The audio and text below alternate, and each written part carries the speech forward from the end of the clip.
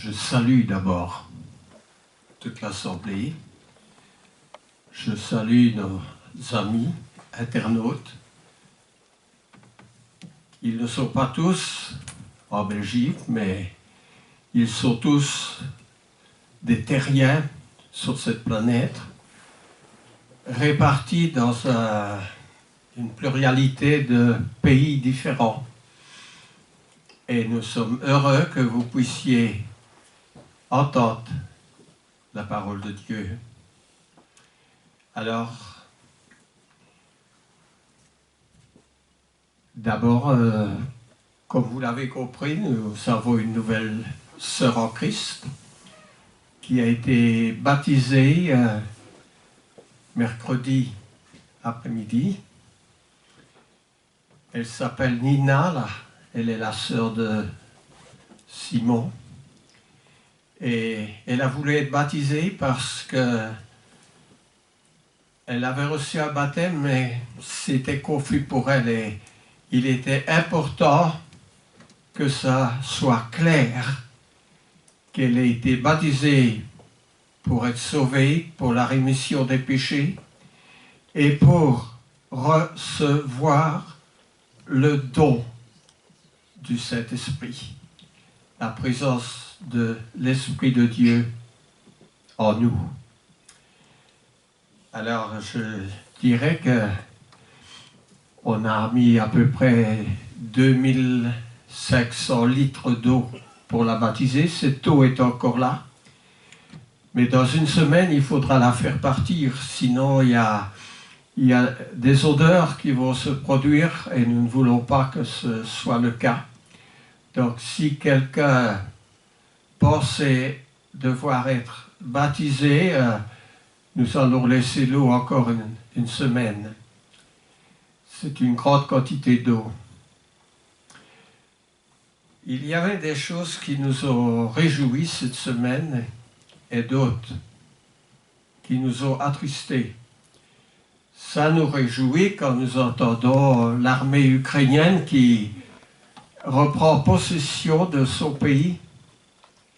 Mais ça nous attriste quand nous voyons les obsèques de 2 jeunes gens qui ont été fauchés par un véhicule du rallye.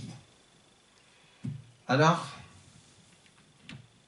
ça m'a fait penser à lorsque une personne est privée de la vie d'un si jeune âge. Ça m'a fait penser à un poète de la langue française qui vivait en 1500 et des. Il s'appelait Pierre de Ronsard et il a dit qu'il a comparé son poème, c'est le sonnet à Marie. Bon, si même le nom de sonnet n'est plus d'actualité aujourd'hui. Sonnet à Marie, c'est une jeune fille qui est décédée et il lui a écrit un poème en la comparant à une rose qui fane, qui perd ses pétales et qui disparaît. C'est un très beau poème, c'est un très bon poète aussi qui a repris beaucoup des mots des langues étrangères et grecques pour les insérer dans la langue française. Le roi Charles IX lui a dit toi poète, nous portons tous les deux une couronne. Moi, disait le roi, on me l'a donnée, et toi, poète, tu la donnes, cette couronne. Et c'est une couronne, lorsque l'on lit cette littérature, il y a 2 sortes de littérature que j'aime, la littérature française, mais la littérature qui se trouve dans la parole de Dieu. Parce que celle qui est dans la parole de Dieu, il est écrit que ces choses, celles qui se trouvent dans la parole de Dieu, dans la Bible, ont été écrites pour notre instruction. Alors, nous voulons les recevoir comme étant des paroles qui ont quelque chose à nous dire, un message que Dieu veut nous transmettre. J'ai passé plusieurs heures à prendre les points les plus importants du message que je veux transmettre aujourd'hui. C'est une prédication, ça avait fait l'objet d'une prédication que j'avais donnée en 1999, donc il y a 23 ans d'ici. Donc je me sens tout à fait bien pour rendre cette prédication améliorée, bien sûr, par la connaissance, une connaissance qui, goutte à goutte, est venue depuis ou pendant toutes ces années-là. Alors je vais situer le personnage. Vous savez qu'après la sortie du peuple d'Égypte, du peuple d'Israël conduit par Moïse, ce peuple s'est installé dans la terre promise. Et quand Josué, le successeur de Moïse, qui les a amenés en terre promise, est mort, c'est une période où il y a eu comme conducteur des juges. Des juges. Alors, je ne vais pas m'étendre sur les juges, sinon pour vous rappeler un des juges qui est connu dans le monde entier, même par les gens qui ne connaissent pas la Bible, c'est Samson. Samson et Delilah. Ça fait l'objet de pièces de théâtre, de films. Mais ce n'est pas pour parler de Samson aujourd'hui, parce qu'après cette période de juge qui a duré 400 ans, il y a eu un roi. Le peuple d'Israël voulait un roi. Ce n'était pas la vie partagée avec Dieu, parce que Dieu disait, mais vous avez un roi, je suis votre roi. Mais les gens voulaient quand même un être humain qui soit roi. Alors, un roi a été choisi qui s'appelait... Qui c'est le nom, en fait, de ce premier roi? Saül. Saül, bien entendu. Nous devons tous savoir cela. Et il y a eu, comme successeur de Saül,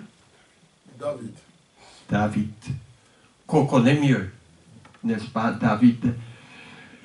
Alors, Saül a été choisi par le peuple et par Dieu.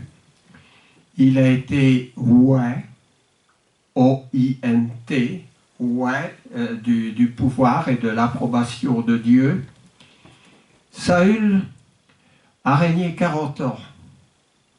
Il a très bien commencé sa vie. Et puis, de moins en moins bien. Comme beaucoup, ou comme plusieurs. Comme tous ceux qui étaient avec nous et qui ne veulent plus continuer en Christ. Alors, au début du règne de Saül, il y avait le géant Goliath qui a été tué par David.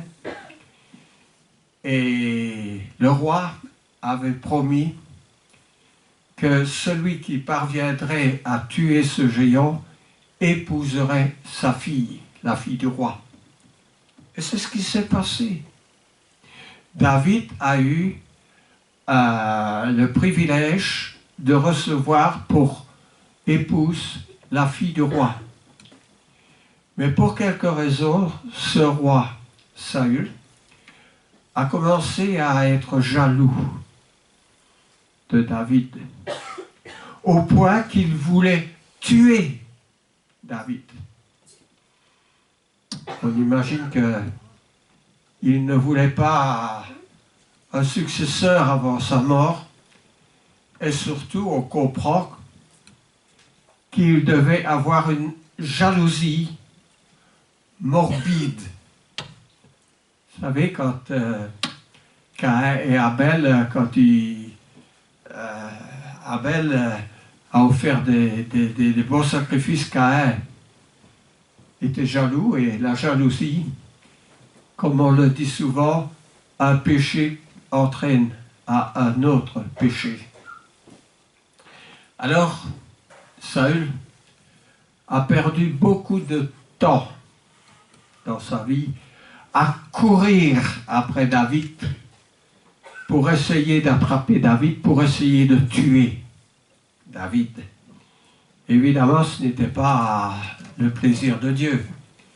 Et à un moment donné, que Saül se trouvait dans une caverne et qu'il dormait, lui et ses gens, David est venu avec ceux qui étaient les siens, et les siens disaient, le roi il dort, mais tue-le.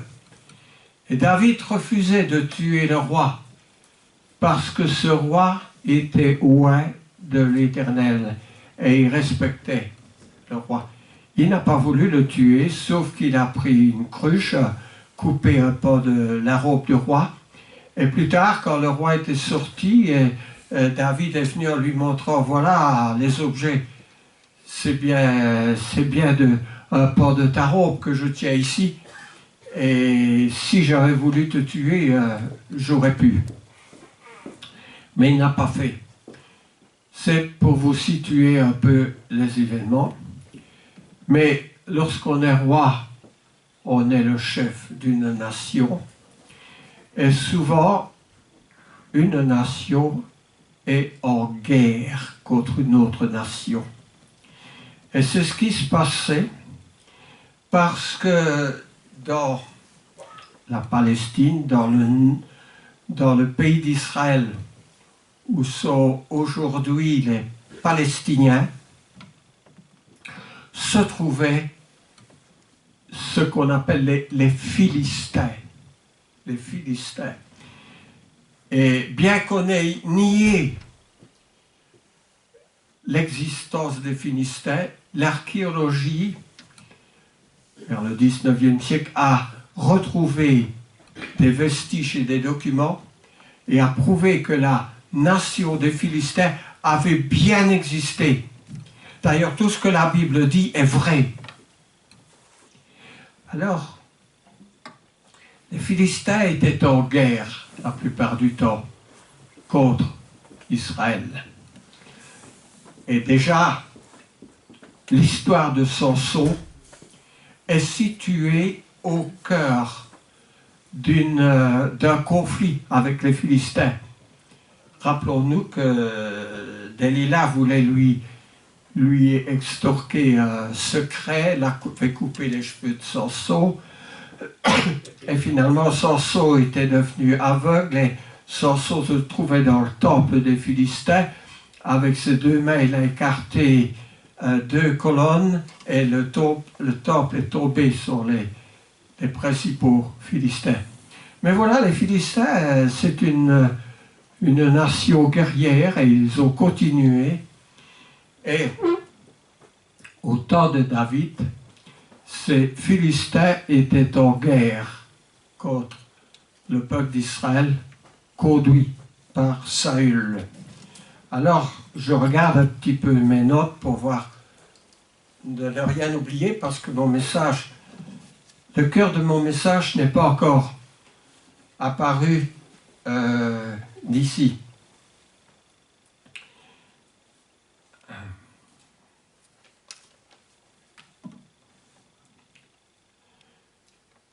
Il faut dire que l'expérience militaire de Saül l'a convaincu de la nature désespérée de la situation. Et Saül a commencé à sombrer dans le désespoir. C'est un premier point qui est une interrogation pour nous. Est-ce que nous sommes dans le désespoir? Est-ce qu'il y a des choses qui comme nous le disons, nous rend triste à mourir, nous conduit dans le désespoir, jusque peut-être à faire mourir notre vie. Nous allons y venir un peu plus loin. Alors, il faut dire que l'armée des Philistins était redoutable, avec des archers bien organisés. Et le seul recours pour Israël était de se défendre, bien entendu, d'attaquer ces Philistins. Mais Saül, le roi Saül, avec toute son expérience, savait que cette attaque équivaudrait à la perte de son armée. Alors, il était, comme nous disons quelquefois, il était coincé. Il était obligé de faire quelque chose dont l'issue allait lui coûter la vie, n'est-ce pas? Aussi, une répercussion d'une erreur de Saül, Saül avait tué les prêtres, n'est-ce pas? Donc, il n'avait plus moyen de consulter l'Éternel. Il avait fait exécuter 85 sacrificateurs de Dieu. Pensez donc, si ça avait plu à Dieu, et si Dieu ne se souvenait pas de cette monstrueuse erreur de Saül, alors il y a bien sûr d'autres prophètes qui entouraient le roi. Mais ce n'étaient pas des prophètes de Dieu, des prophètes qui n'avaient aucune parole transmise par Dieu pour Saül. Alors, dans cette situation désespérée, ça a conduit Saül au point de non-retour. S'engager dans une voie où l'on sait que qu'on ne va pas être le vainqueur, est déjà une première chose, mais n'avoir aucun conseiller sérieux pour l'aider dans ses plans est encore une autre chose importante. Alors, je voudrais voir 2-3 erreurs qui ont conduit Saül à sa perte. Et je ne suis pas là pour raconter comme ça des histoires, mais parce que, et Paul le rappelle bien dans l'Épître aux Corinthiens, ces choses ont été écrites pour nous servir d'exemple, pour que nous ne fassions pas les mêmes erreurs. Parce que ce genre d'erreurs-là, on les répète encore dans notre société aujourd'hui.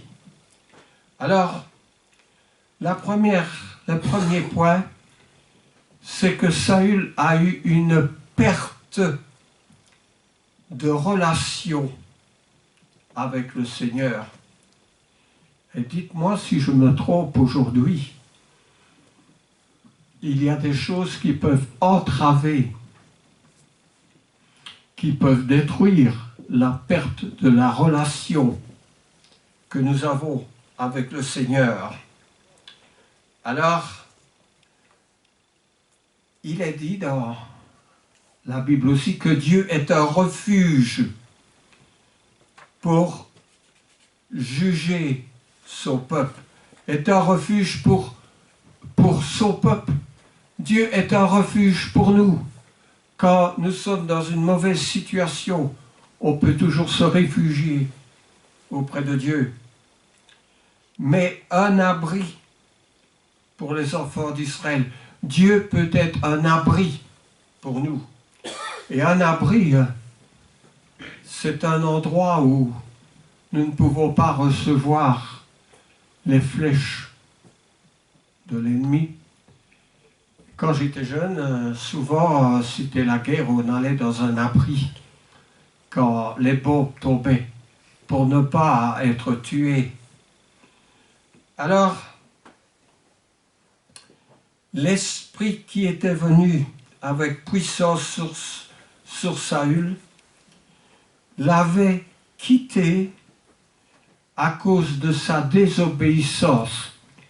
Alors là, nous n'avons pas le temps de lire le passage qui parle de sa désobéissance, mais je vais le rappeler en quelques mots.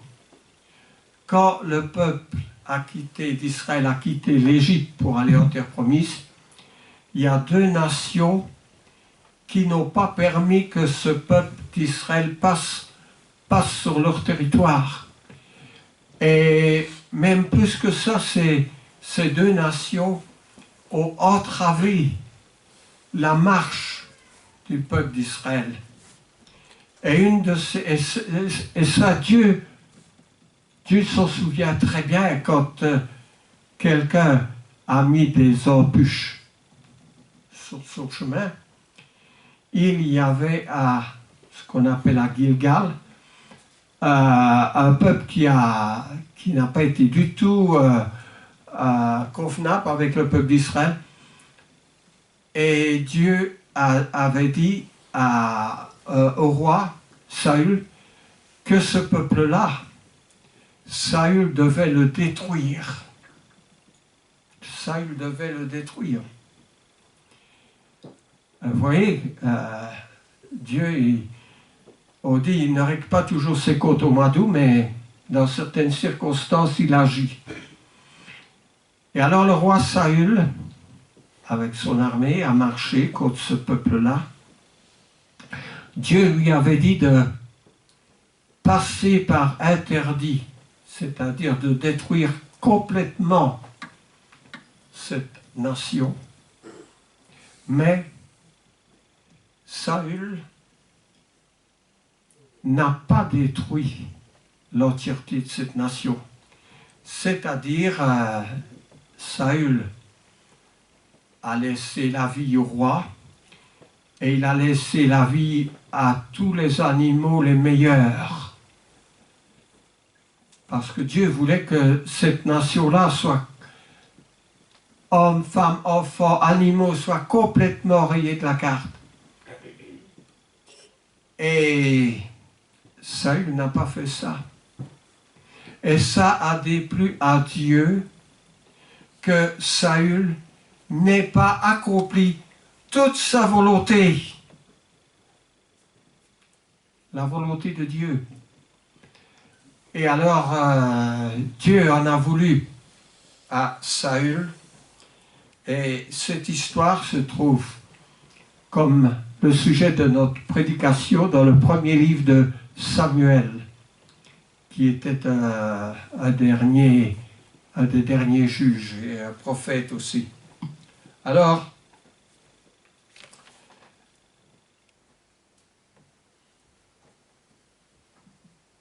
il y a aussi quelque chose que nous devons retenir, c'est que Dieu ne peut avoir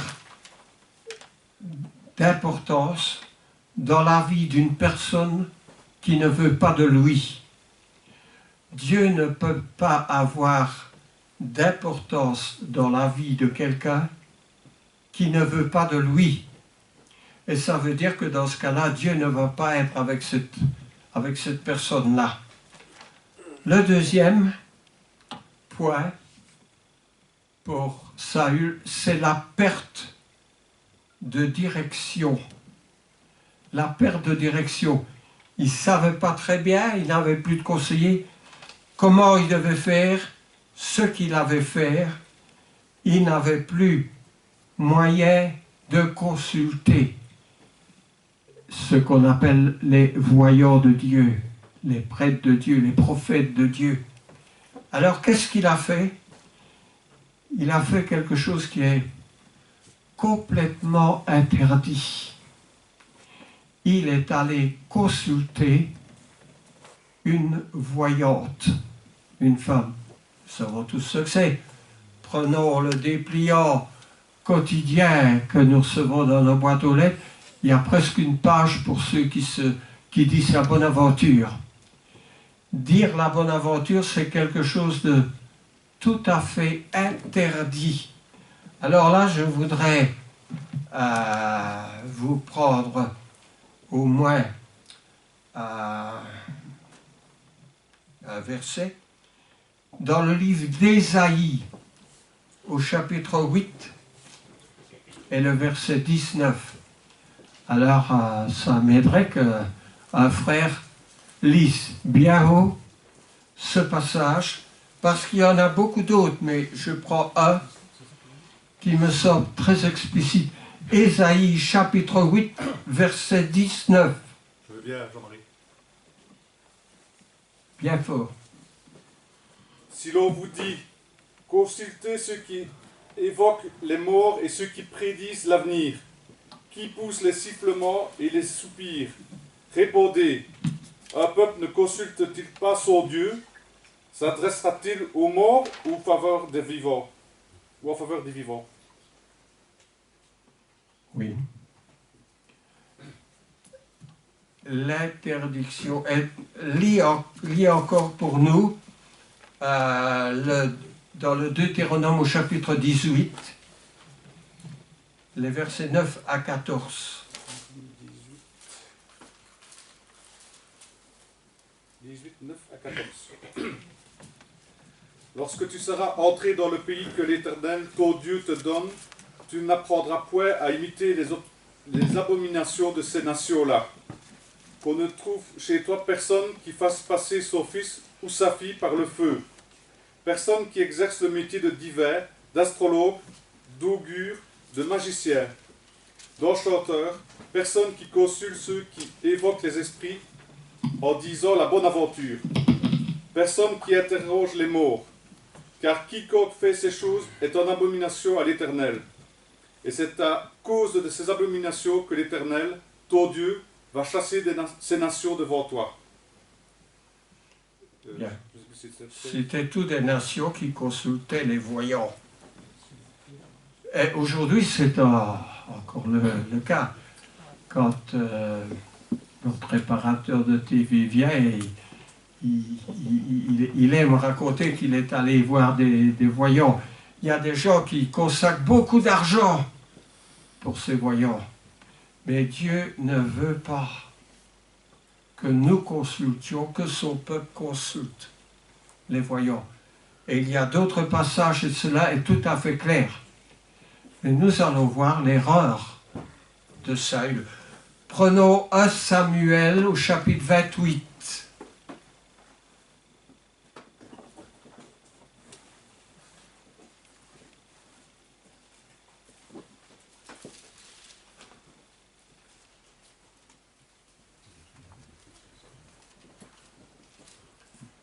Alors, bon, je vais commencer, mais il y a probablement un ou deux frères qui vont continuer la lecture.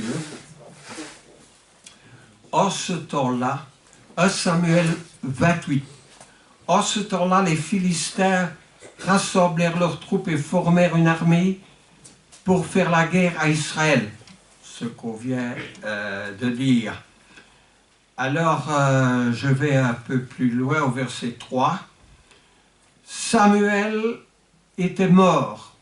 Tout Israël l'avait pleuré et l'on avait enterré à Rama dans sa ville. Saül avait ôté du pays ceux qui évoquaient les morts et ceux qui prédisaient l'avenir. Les Philistins se rassemblèrent et vinrent camper à Sunem. Saül rassembla tout Israël et ils campèrent à Gilboa. À la vue du camp des Philistins, Saül fut saisi de crainte et un violent tremblement s'empara de son cœur. Saül consulta l'Éternel et l'Éternel ne lui répondit point, ni par des songes, ni par l'Urim, ni par les prophètes. Alors, il y a un frère qui va continuer la lecture. Je suis au verset 7. Et Saul dit à ses serviteurs, « Cherchez-moi une femme qui évoque les morts, et j'irai la consulter. » Ses serviteurs lui dirent, « Voici, à Endor, il y a une femme qui évoque les morts. » Alors Saül se déguisa et prit d'autres vêtements, et il partit avec 2 hommes. Ils arrivèrent de nuit chez la femme. Saül lui dit, « Prédis-moi l'avenir en évoquant un mort, et fais-moi monter celui que je te dirai. » La femme lui répondit, « Voici, tu sais ce que Saül a fait, comment il a retranché du pays ceux qui évoquent les morts et ceux qui prédisent l'avenir. Pourquoi donc tends-tu un piège à ma vie pour me faire mourir? » Je continue? Oui, disons bien fort. Saül lui jura par l'Éternel en disant, « L'Éternel est vivant, il ne t'arrivera point de mal pour cela. » La femme dit, « Qui veux-tu que je te fasse monter? » Et il répondit, « Fais-moi monter Samuel. » Lorsque la femme vit Samuel, elle poussa un grand cri, et elle dit à Saül, « Pourquoi m'as-tu trompé? Tu es Saül.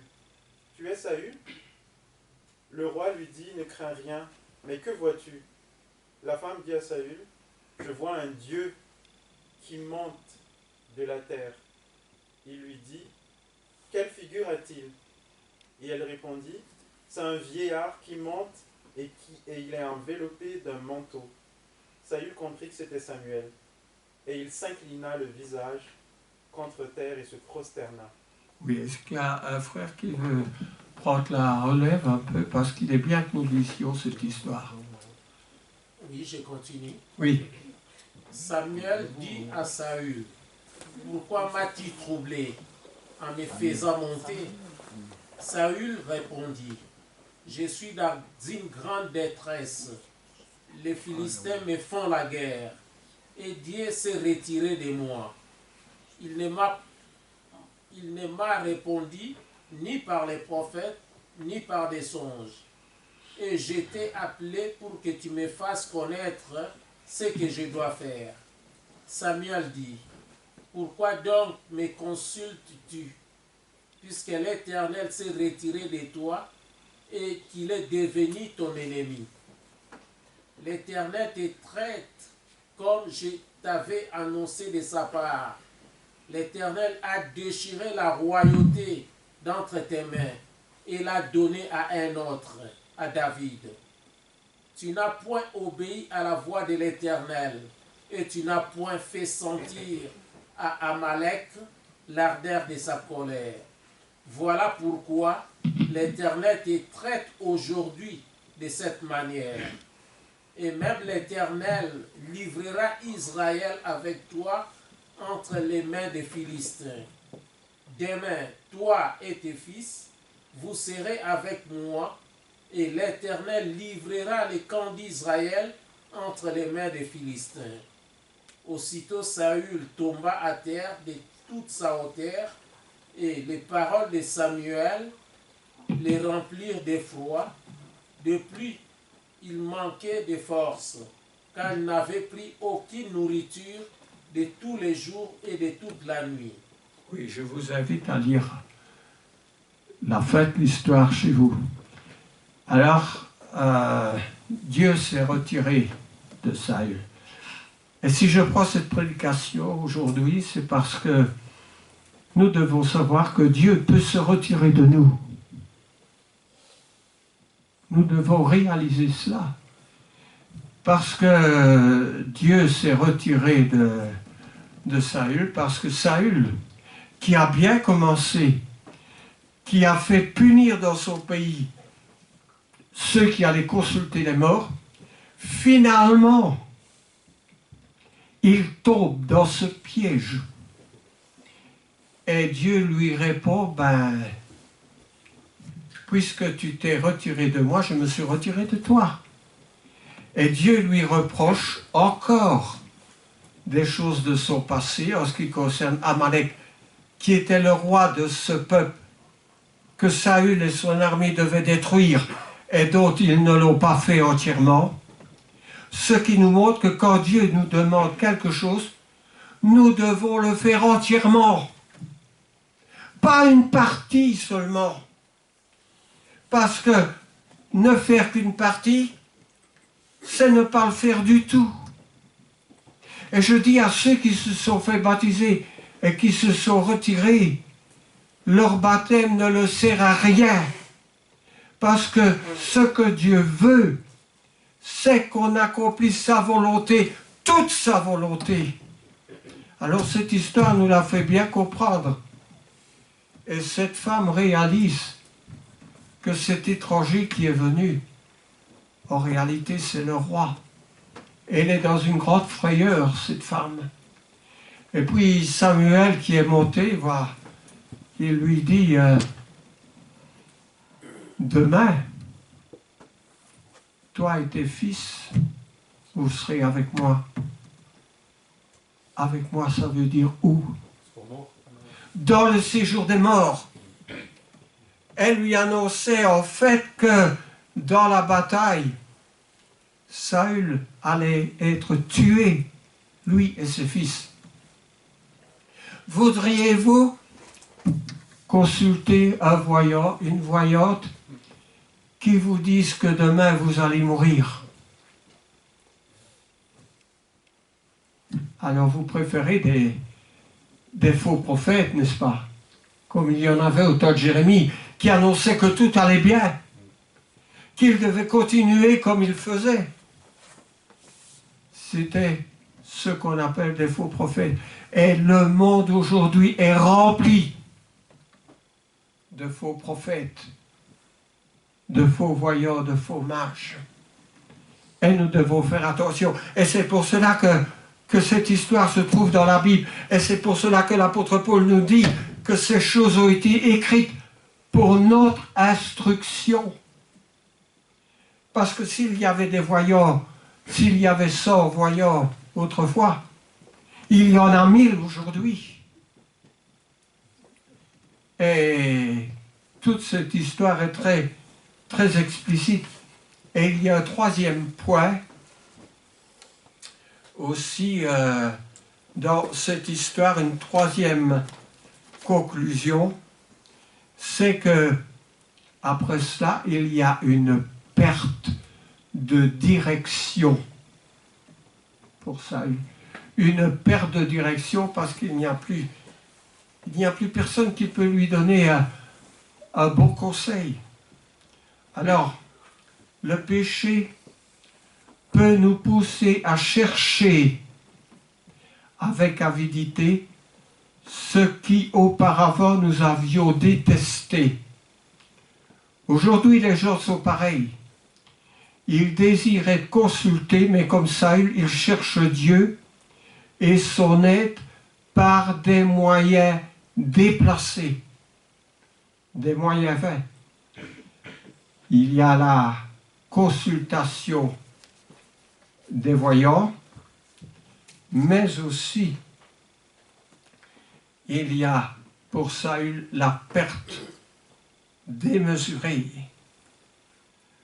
Personne ne peut nier que Saül se trouvait dans une situation extrêmement embarrassante.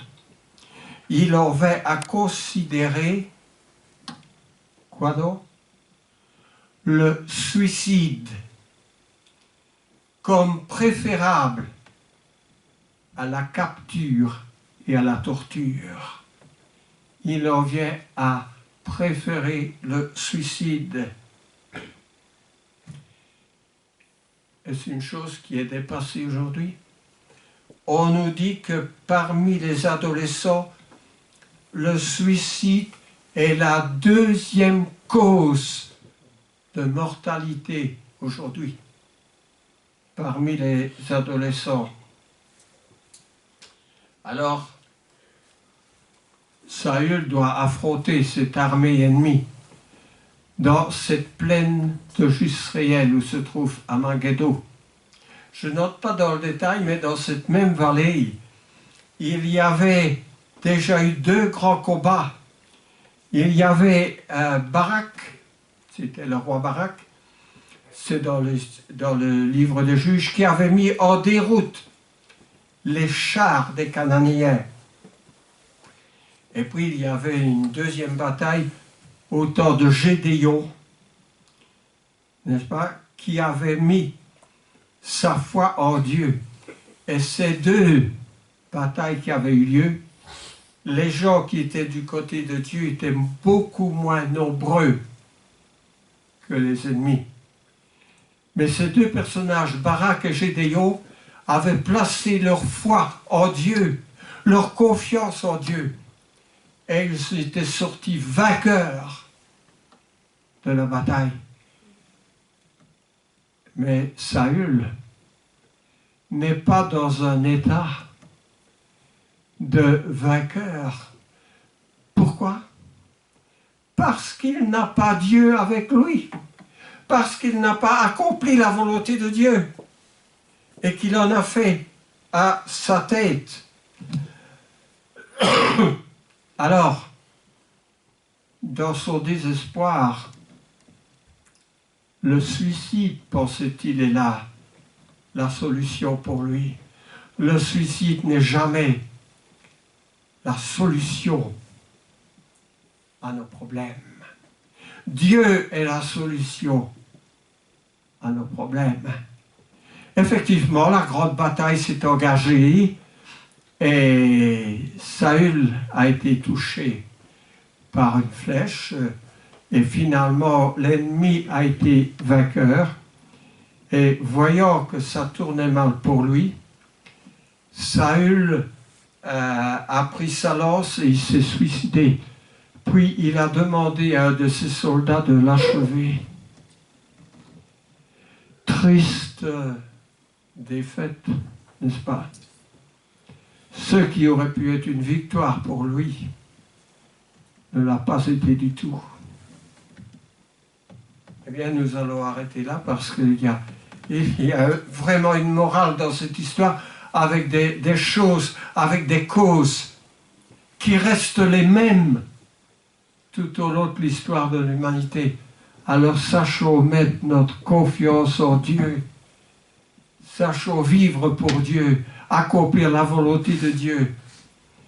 Et elle s'accomplit surtout aujourd'hui par la reconnaissance de Jésus qui est venu donner sa vie sur la croix.